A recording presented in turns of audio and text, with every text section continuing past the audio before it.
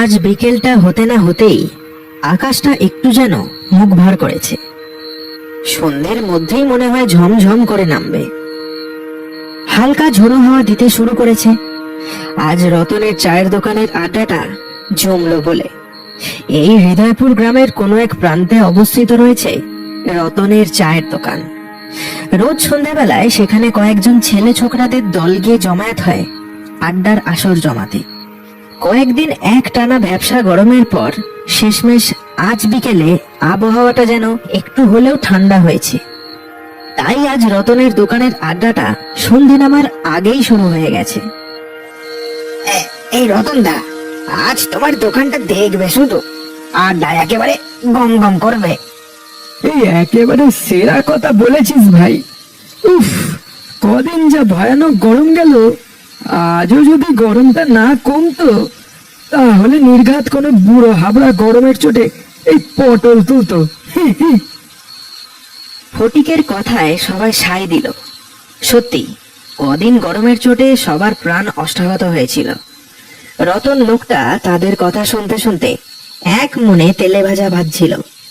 তবে সে যেন কাউকে তার দোকানের দিকে আসতে দেখে একটু যেন বেশি খুশি হলো।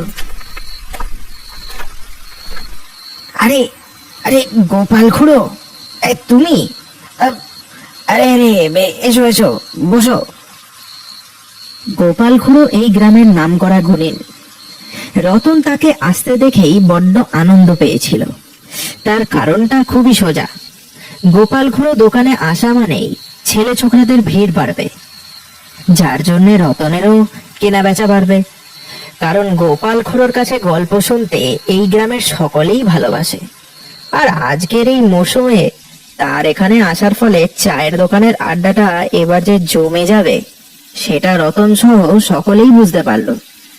গোপাল খুড়ো ততক্ষণে আটো সাটো হয়ে বেশ আরাম করে বসেছে বেঞ্চিটায়। এরই মধ্যে আরো কজন ভিড় করেছে আশেপাশে। তা খুড়ো, আজ আমাদের বরং একটা ভূতের গল্প শোনাও দেখি। তোমার গল্পের সাথে প্রকৃতির ঝিরি ঝিরি ঠান্ডা হাওয়া, আর তার সাথে গরম গরম তেলে ভাজা আর মুড়ি, উফ, জমে একেবারে ক্ষীর। গোপাল খুড়ো নিজেও জানতো আজ সবাই তাকে ধরবেই, তাই সে আর বেশিক্ষণ চুপ থাকলো না। তোরা আজ এই আবদারটা করবি আমি ভালো মতোই জানতাম, তাই তো আগে থেকেই ভেবে রেখেছিলাম সব একেবারে। তবে আজ তোদের কোনো এই গল্প কথা না, এই আমার সাথে ঘটে যাওয়া একটা সত্যি ঘটনার কথা বলবো আজ। তখন আমার বয়স এই এই এই তোদের মতোই, এই গুরুর কাছ থেকে সদ্য সদ্য এই গুণিন বিদ্যে শিখছি তখন। গোপাল খুড়োর কথায় সবাই একেবারে হামড়ে পড়লো তার দিকে। গোপাল খুড়োর সেটা দেখে মনটা বেশ ভরে গেল। সবাই তাকে কতই না ভালোবাসে। এই ভেবে সে কিছুক্ষণ থামলো। তারপর রতনকে বলল, এই রতন, এই কটা গরম গরম বেগুনি আর ফুলুরি ছাড়তো দেখি। এই ছেলে পিলেরা কি এই শুধু মুখে গপ্প শুনবে নাকি? রতন বুঝলো খুড়ো কি বলতে চাইছে। খুড়োর কথা মতো সে সবাইকে একটা করে কাগজের ঠোঙা ধরিয়ে দিল। সবাই বেশ আনন্দের সাথে মুড়ি তেলে ভাজা খেতে খেতে গল্প শুনতে থাকলো খুড়োর কাছে।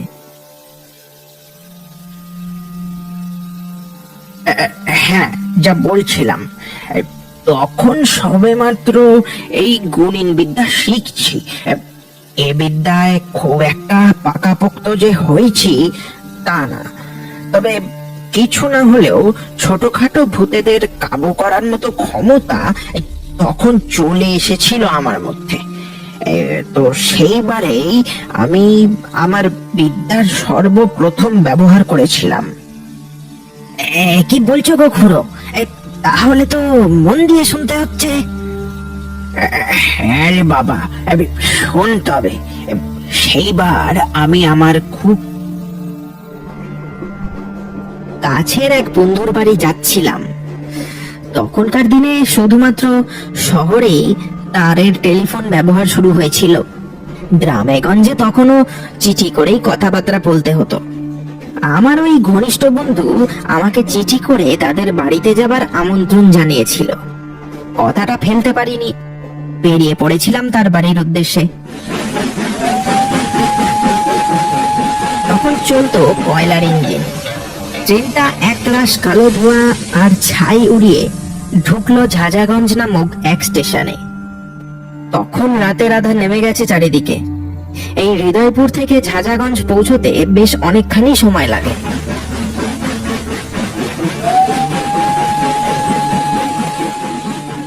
স্টেশনে নেমে দেখলাম চারিদিক একেবারে শুনশান, যেন এ চত্বরে কোনো মানুষই থাকে না।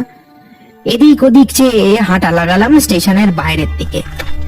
স্টেশন থেকে হেঁটে বেরোতে যাব, ঠিক এমন সময় কেউ যেন আমাকে পিছন দিক থেকে ডাক দিল।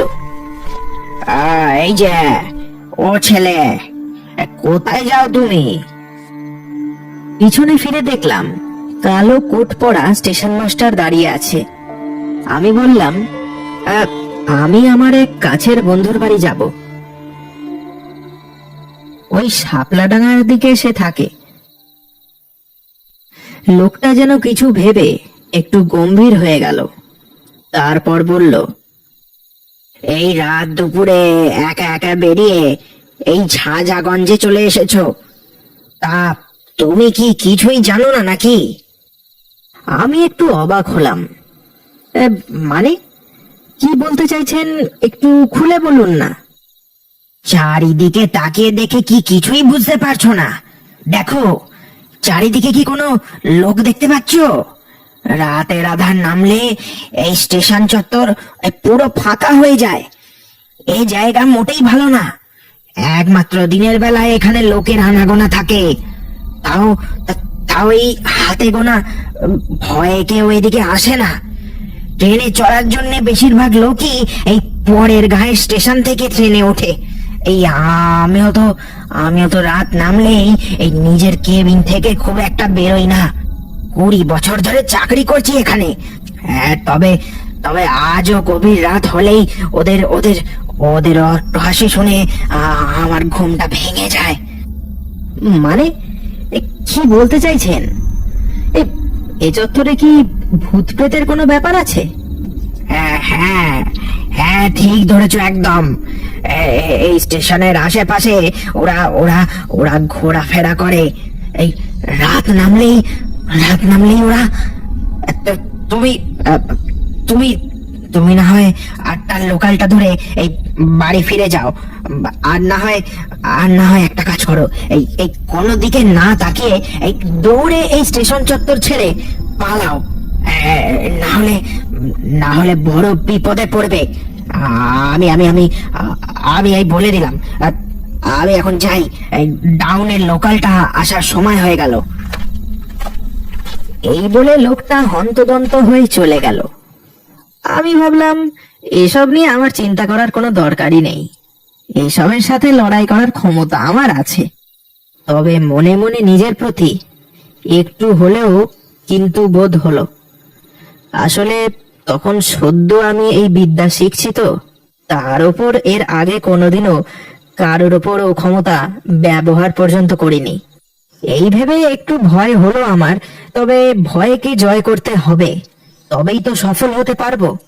এই ভেবে মনে মনে গুরুর নাম নিতে নিতে বেরিয়ে পড়লাম স্টেশনের বাইরে। যত বিপদ যেন সেদিনই অপেক্ষা করছিল আমার জন্য। স্টেশনের বাইরে বেরোতে না বেরোতেই দেখলাম কোথার থেকে যেন এক রাশ কুচকুচে মেঘ এসে জড়ো হয়েছে আমার মাথার ওপরে। এ বৃষ্টি যদি একবার শুরু হয় তাহলে টানা ঘন্টা 3 না হয়ে থামবে না। আর বেশি দেরিও হলো না কাণ্ডটা ঘটতে। কথাটা ভাবতে না ভাবতেই ঝমঝম করে শুরু হলো মুষলধারে বৃষ্টি। দূর, আজ আবার কপালটাই খারাপ দেখছি। বাড়ি থেকে তো ছাতাটাও নিয়ে আসিনি। কি করে বুঝবো রোদ খটখটে এরম দিনে ঝমঝম করে বৃষ্টি নামবে? কথাটা মনে মনে ভেবে নিজেকেই দোষারোপ করছিলাম, এমন সময় একটা আলো আমার চোখে পড়ল। একটু দূরে কেউ যেন আমার দিকে তাকিয়ে হাতে আলো নিয়ে দাঁড়িয়ে রয়েছে।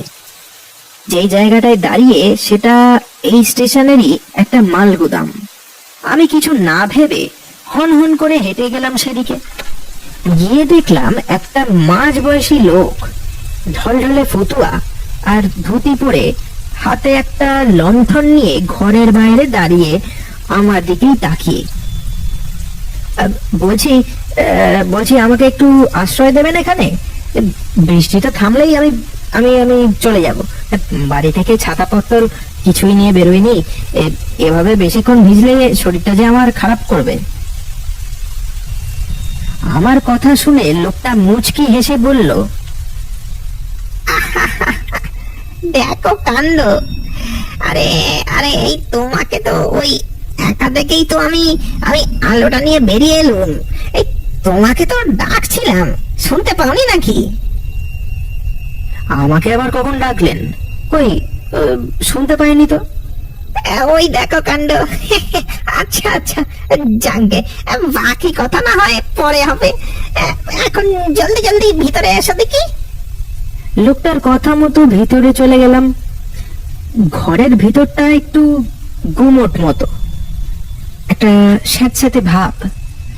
লোকটা এখানে কি করে থাকে কি জানি। এই নাও, এটা দিয়ে মাথাটা আর গাটা মুছে নাও। ঘরের মধ্যে আরো একটা ছোট্ট ঘর আছে। লোকটা আমাকে গামছাটা দিয়ে সেখানেই চলে গেল। আমি গা হাত ভালো করে মুছে সামনে রাখা কাঠের বেঞ্চিটায় বসে পড়লাম। কিছুক্ষণ পর ওই লোকটা ঘরটা থেকে বেরিয়ে এসে আমার সামনের বেঞ্চিটায় বসলো। কিছুক্ষণ আমার দিকে এক নজরে তাকিয়ে থাকার পর সে বলল, তা বাবা, তুই যাবে কোথায়? আমি আমি যাব ওই শাপলাডাঙ্গায়। ওখানে আমার এক খুবই কাছের বন্ধু থাকে, তার কাছেই যাচ্ছি আর কি। বেশ বেশ বেশ। এই তবে এই বৃষ্টি আজ থামবে বলে তো মনে হচ্ছে না। দেখলাম কথাটা বলেই লোকটা কেমন যেন একটা পিৎগুটে মার্কা হাসি হেসে উঠল। আচ্ছা বাবু, একটা কথা জিজ্ঞেস করবো? হ্যাঁ, করুন না। বলছি বাবা, তুমি ভূতে বিশ্বাস করো? না মানে ওই জিজ্ঞেস করলাম আর কি। হঠাৎ লোকটার এই প্রশ্ন শুনে আমি বড় অবাক হলাম। ভূত? হ্যাঁ, তা করি, তবে ভয় পাই না। কিন্তু হঠাৎ আপনি এই প্রশ্ন কেন করলেন বলুন তো? না মানে ওই আর কি, এমনি জিজ্ঞেস করলাম। তারপর লোকটা আবারও খানিকক্ষণ চুপ করে বসে রইল। বাইরে তখনও এক নাগাড়ে বৃষ্টি হয়েই চলেছে। বৃষ্টিটা যে থামার নামই নিচ্ছে না দেখছি। আমি বেঞ্চিটা থেকে উঠে পড়লাম। তারপর দরজার সামনেটায় গিয়ে দাঁড়ালাম। হঠাৎ কেমন যেন মনে হলো লোকটা আমার ঠিক পিছনে এসে দাঁড়িয়েছে। পিছন ফিরতেই দেখি ঠিক তাই, লোকটা কেমন যেন ভূতের মতো এসে দাঁড়িয়েছে। তার চোখের চাউনিটা সাংঘাতিক, চোখের দিকে যেন তাকাতে পারলাম না। ততক্ষণে আমার একটু হলেও বোধ হয়েছে যে লোকটা মোটেই স্বাভাবিক নয়। কথাটা আমি আমার মনের মধ্যেই চেপে রাখলাম। এ কি, আপনি ভয় পাইয়ে দিয়েছিলেন যে মশাই?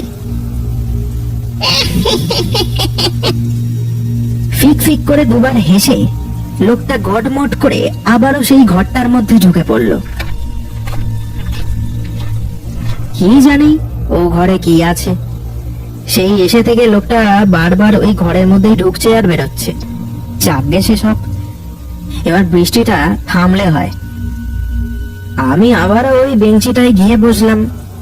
ঠান্ডা হাওয়া খেয়ে চোখটা যেন জুড়িয়ে যাচ্ছিল আমার। কিছুক্ষণ একটু চোখ বুজে বসে থাকলাম। তারপর চোখ খুললাম একটা অস্বস্তি বোধ হওয়াতে।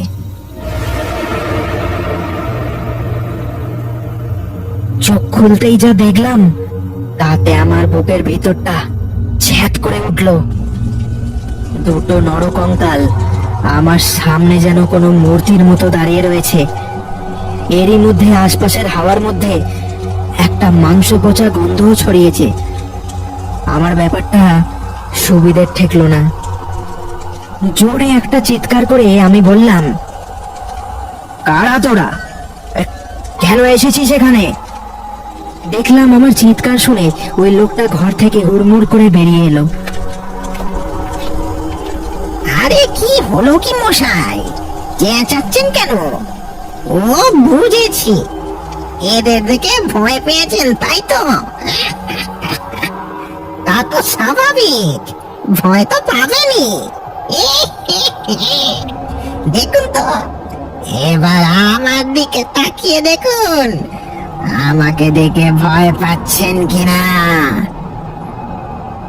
দেখলাম এবার ওই লোকটাও আস্তে আস্তে কেমন যেন একটা ভয়ানক রূপে পরিণত হলো। তার মুখে বড় বড় ধারালো দাঁতের শাড়ি দেখা দিয়েছে এখন।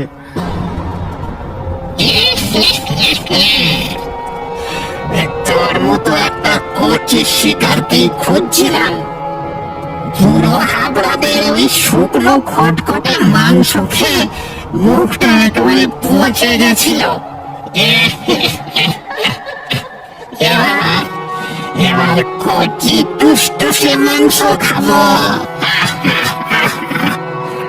আজ আজ আমাদের জলসা হবে। কথাটা বলেই ওই নরখাদক রূপী মানুষটা তার সাপের মতো লিকলিকে জিভটা বের করে দাঁতগুলো একবার চেটে নিল। আমি তোকে আবারও সাবধান করছি, এখান থেকে চলে যা। আমার কোনো ক্ষতি তুই করতে পারবি না। যদি আমার কাছে আসার চেষ্টাও করিস তাহলে আজই তোর শেষ দিন হবে। এই বলে আমি আমার ঝোলাটা থেকে কিছু মন্ত্রপুত গাছের শিকড় বের করলাম। গুরু বলেছিলেন এরম কোনো বিপদে পড়লে এই শিকড়ই একমাত্র আমাকে সাহায্য করবে। আমি ওগুলোকে হাতে নিয়ে মুঠো করে কিছু মন্ত্র পাঠ করতে শুরু করলাম। কে কোথায় আছিস? একবার খানি এদিকে আয় তো দেখি। এ বেটা মন্তর পড়া শুরু করেছে দেখছি। সবাই মিলে ধর তো বেটাকে, ধর ধর ধর, ঘাটটা মোট করে মুটকে দিলে তখন টের পাবে। হঠাৎ কোথা থেকে এক একটা আস্ত নরকঙ্কাল ঘরের মাটি ফুঁড়ে বেরোলো। তারপর এসে জমা হতে থাকলো আমার সামনে। আস্তে আস্তে ওই কঙ্কালের দল লোকটার সাথে কাঁধে কাঁধ মিলিয়ে দাঁড়িয়ে পড়লো।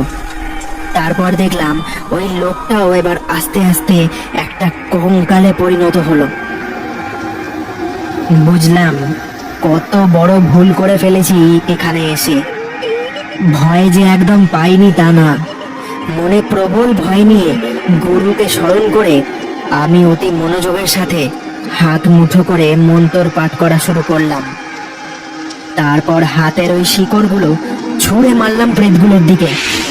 আস্তে আস্তে যেন তাদের গাটা হাওয়ায় পুড়তে শুরু করলো। কি করলি রে? গাগুলো জ্বলে যাচ্ছে আমাদের। ছাড়বো না, ছাড়বো না। আমরা আবার ফিরে আসবো, আবার ফিরে আসবো।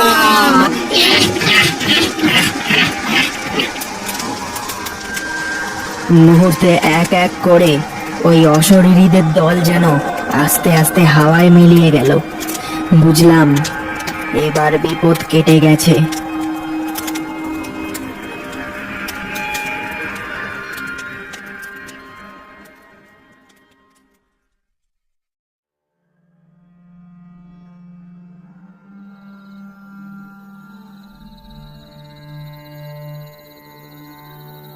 তারপর তারপর কি হলো গো খুড়ো? তারপর আবার কি, সারা রাত ধরে তো ওই ভূত তাড়ানোর কাণ্ড চললো। শেষে সবকিছু যখন আবার স্বাভাবিক হলো তখন প্রায় ভোর হচ্ছে। আমি কয়েক ঘন্টা ওই ঘরের মধ্যেই শুয়ে কাটিয়ে দিলাম। তারপর সকালে বেরিয়ে পড়লাম শাপলা ডাঙার উদ্দেশ্যে। কি বলো গো খুড়ো? এই অত কিছু হবার পরেও এই তুমি একা ওখানে শুয়ে কাটিয়ে দিলে? হ্যাঁ, তবে আর বলছি কি, এই তোমার সাহস আছে বলতে হবে। আমার তো শুনেই ভয় একেবারে বুকটা শুকিয়ে যাচ্ছিল গো। হ্যাঁ, আমি আজও বিশ্বাস করতে পারি না রে যে আমি প্রথমবার আমার ক্ষমতা ব্যবহার করে ওই ওই অতগুলো প্রেতের সাথে লড়তে সফল হয়েছিলাম। হ্যাঁ সত্যি, তা যা বলেছ গো। কিন্তু কিন্তু এই প্রেতদের পিছনে তো কোনো ঘটনা তো হবে, তার কি কোনো কিনারা করতে পেরেছিলে? হ্যাঁ হ্যাঁ, এই আমার বন্ধু জগাকে গিয়ে আমি সেদিন রাতের সব ঘটনা খুলে বললাম। সব শুনে সে বলল, খুব জোর বেঁচেছিস তুই। ওই মাল গুদাম তো অনেকদিন আগেই পরিত্যক্ত হয়ে গেছিল, তা তুই কি করতে গেলি ওখানে? আরে ওই ভূতের দল মনে হয় মায়াজাল পেতেছিল আমাকে কাবু করবে বলে, তাই হয়তো ওই পরিত্যক্ত জায়গাটাকে আমি চোখে আর বাকি জায়গাগুলোর মতোই সাধারণ দেখেছিলাম। একদম বুঝতে পারিনি যে এরম কিছু একটা ঘটবে।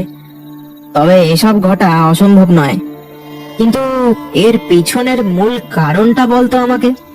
এই না জানতে পারলে মনের মধ্যে একটা জিজ্ঞাসা চিহ্ন থেকে যাবে।